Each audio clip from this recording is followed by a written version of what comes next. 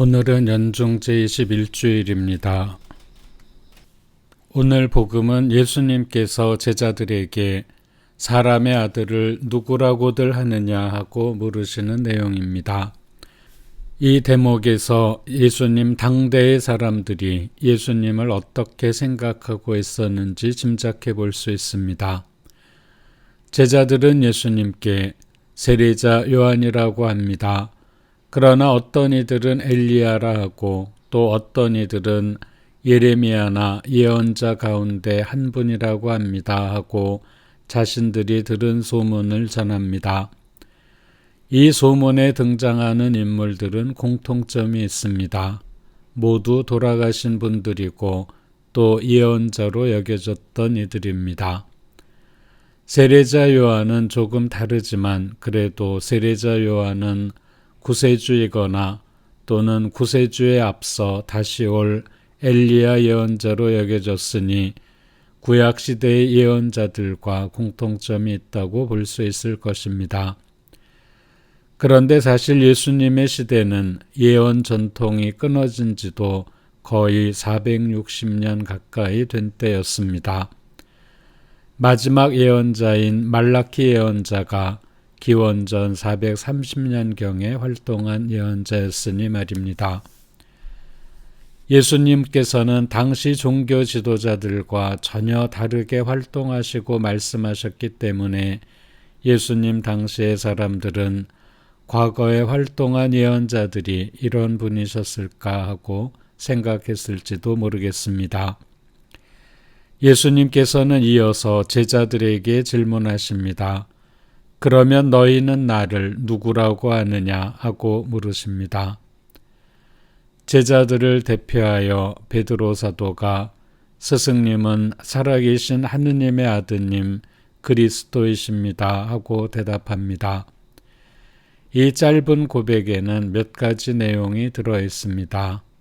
살아계신 하느님이라는 고백은 하느님께서 여전히 살아계시고 이스라엘을 버리지 않으시고 구세주를 보내주실 것이라는 믿음을 표현합니다.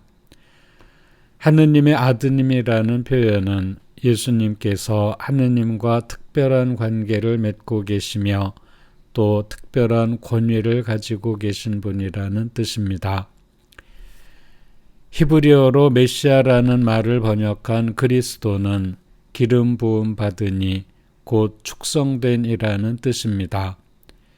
이 단어는 왕이나 대사제의 축성에 관련된 단어인데 오늘 베드로 사도의 고백에서는 임금을 뜻하며 다윗 왕과의 정통 후계자가 예수님이라고 고백하고 있는 것입니다. 베드로 사도는 그러나 예수님을 구세주라고는 믿지만 여전히 다른 유다인들처럼 예수님을 이스라엘의 새로운 임금이 되실 분이라고만 생각하고 있다는 점을 짐작할 수 있습니다. 이런 베드로 사도의 부족함은 후일 예수님을 3번 부인하는 것으로 드러납니다. 베드로의 믿음은 예수님께서 부활하신 후 베드로 사도에게 당신 양들을 맡기시면서 내가 나를 사랑하느냐 내 양들을 돌보아라 하는 3번의 말씀에 베드로 사도가 응답하면서 비로소 제 모습을 갖추게 됩니다. 베드로 사도는 갈릴레아 출신의 어부였습니다. 갈릴레아라는 지역은 예루살렘에서 보면 변방이었고 율법과 동떨어진 생활을 하는 반쯤은 이방인들의 고장처럼 취급되던 지역이었다고 합니다. 베드로 사도는 예수님의 첫 번째 제자들 가운데 한 사람으로서 세상과 자신의 변화에 대한 갈망이 있어 예수님을 구세주로 믿고 따랐습니다. 그러나 여전히 베드로 사도의 믿음과 생각은 불완전하였습니다. 우리도 마찬가지로 모두 불완전하고 예수님을 주님으로 확실히 믿어가는 과정에 있습니다. 중요한 것은 예수님께 대한 믿음입니다. 이 믿음은 복음서가 전하는 예수님의 말씀과 행적을 읽고 알고 회개하고 믿으려는 노력에서 발생하는 것입니다.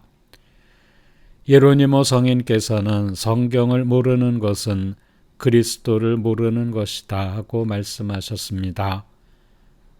우리는 복음서를 통해 예수님을 올바로 알고 믿을 수 있습니다.